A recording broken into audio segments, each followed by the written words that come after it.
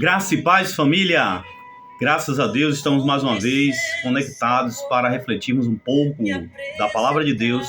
E hoje eu quero trazer para você uma reflexão que está presente no livro do profeta Jeremias, capítulo 29, a partir do versículo 11, que diz o seguinte: Porque eu bem sei os pensamentos que penso de vós, diz o Senhor. Pensamentos de paz e não de mal, para vos dar o fim que desejais. Então me invocareis e ireis e orareis a mim, e eu vos ouvirei. E buscar-me-eis e me achareis quando me buscardes de todo o vosso coração. E serei achado de vós, diz o Senhor. Meu querido irmão, esse texto do profeta Jeremias relata uma profecia do mesmo, num período de um contexto social e histórico muito difícil.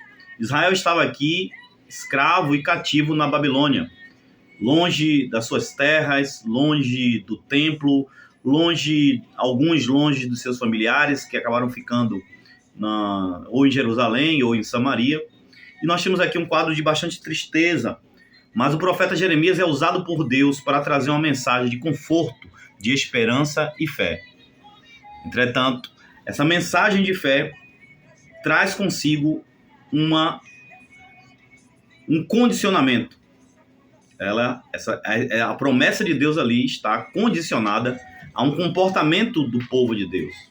Observe no versículo 12.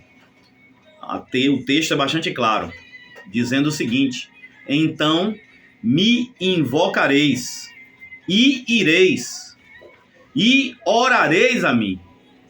Observe, meu querido irmão, que são 3 imperativos: invocareis, ireis e orareis a mim, diz o Senhor.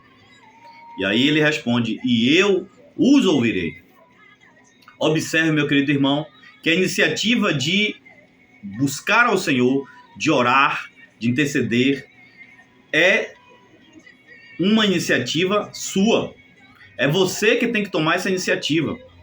Nós temos o costume de pensarmos em relação a Deus sempre com extremos. Em relação a quase tudo na vida. Há uma tendência humana de ir para os extremos. Aí, em alguns momentos, pensamos em Deus como um Deus punitivo, um Deus vingativo, um Deus castrador. E por outro lado, nós pensamos em um Deus, em um outro extremo, um Deus liberal, um Deus que não pratica justiça, um Deus que é confundido com um Deus extremamente liberal no aspecto de que você pode fazer o que você quiser, você não deve se preocupar em agradá-lo. Esses 2 extremos precisam ser evitados, porque a Bíblia ela traz princípios que nos mostram que não podemos nos relacionar com Deus olhando para Ele como um ser fixo ou um ser em que podemos colocar em uma caixa de sapato. Deus ele é um ser infinito. Os seus atributos são infinitos. E nesse sentido, Ele diz para nós aqui, Ele nos faz uma promessa de fé, uma promessa de esperança, uma promessa de que vai ouvir a nossa oração e o nosso clamor. Entretanto, Ele vai ouvir se você tomar a iniciativa de buscá-lo. O Evangelho de Lucas, capítulo 11, versículo 9, diz que nós devemos ter essa iniciativa para que o Senhor nos abençoe. No Novo Testamento está escrito: E eu vos digo a vós, pedi e dar-se-vos-á, buscai e achareis, batei e abrir-se-vos-á. Porque qualquer que pede, recebe, e quem busca, acha, e quem bate, abrir-se-lhe-á. Percebe, meu irmão? A iniciativa de bater, a iniciativa de buscar, a iniciativa de pedir é do homem, é do ser humano. Você precisa pedir, você precisa buscar. A Bíblia diz: buscar-me-eis e me encontrareis quando me buscardes de todo o vosso coração. Inclusive naquele capítulo mesmo, 29 do livro do profeta Jeremias. Você precisa compreender que as bênçãos de Deus estão à sua disposição na medida que você o busca, que você anseia por ele. Há um texto na Bíblia Sagrada que diz: assim como a corça anseia pela corrente das águas, assim anela a minha alma por ti. A minha alma tem sede do Deus vivo. Você precisa buscar o Senhor. Estou gravando essa mensagem em um contexto pós-eleições municipais. Muitos irmãos mesmo, uma quantidade grande, em todas as igrejas, tendo em vista que no Brasil hoje há uma confusão entre a fronteira da política e da religião. E nesse contexto que nós estamos inseridos, muitos irmãos deixaram de participar das atividades, deixaram de participar das reuniões, deixaram de estar nas orações, deixaram de estar nas reuniões nos grupos familiares, deixaram, inclusive, que é mais preocupante ainda, de estar nos cultos de celebração. E isso é um fenômeno não somente da nossa igreja, mas do corpo de Cristo no Brasil.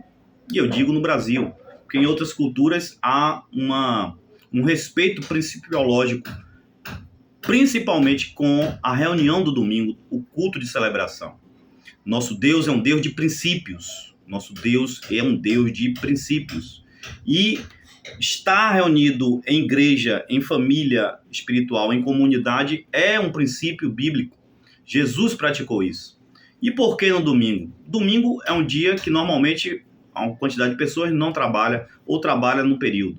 Domingo, acima dessa questão, existe o fato de que domingo é o primeiro dia da semana. Então você dedica o primeiro dia da semana ao Deus de Israel, ao Deus que enviou o seu Filho para morrer por você. Foi no domingo que Jesus celebrou a primeira Santa Ceia após a ressurreição. Foi no domingo que a igreja primitiva também celebrou a Santa Ceia. Era aos domingos que a igreja sempre se reunia, ou secretamente, ou publicamente, mas para adorar conjuntamente ao Senhor. Quando Jesus disse para você se trancar no quarto e buscá-lo, ali é um tipo de oração, um tipo de comunhão necessária, mas o que você encontra com Deus no seu quarto trancado, você não vai encontrar se não for na oração coletiva. A vida espiritual precisa ser praticada no secreto com Deus e no público com a igreja de Cristo. Esse é o modelo de Jesus.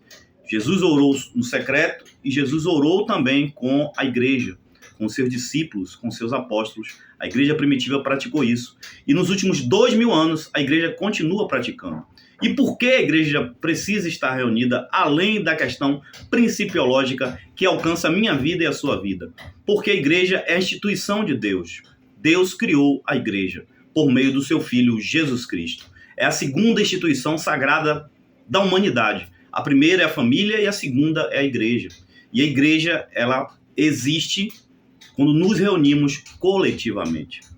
Isso é a igreja, porque coletivamente adoramos, compartilhamos, vivenciamos a Shekinah de Deus manifestada na igreja do Senhor. O livro de Apocalipse diz: quem tem ouvido, ouça o que o Espírito diz à igreja. E não pense, não entre na conversa do diabo em dizer que a igreja sou eu não preciso dos irmãos, eu não preciso da instituição sagrada chamada igreja. Eu sou a igreja. Não entre nessa confusão, que isso é um grande erro teológico. Você é a igreja quando você está com os irmãos. Você é templo do Espírito Santo. Não confunda. Paulo chamou nosso corpo de templo do Espírito Santo. Entendeu? Então, não vá nessa confusão. O grande teólogo Shedd, brasileiro inclusive, ele cita que quando Paulo se refere à igreja, ao corpo de Cristo, ele conjuga o verbo no plural. Nós reunidos. Então, meu irmão, essa palavra é para você, essa palavra é para o seu coração. Volte logo, busque logo o seu lugar junto à igreja de Cristo. Porque aí já deixando a parte espiritual de lado e entrando na parte humana, psicológica, quando nós mudamos nosso hábito para voltarmos ao hábito anterior, é difícil.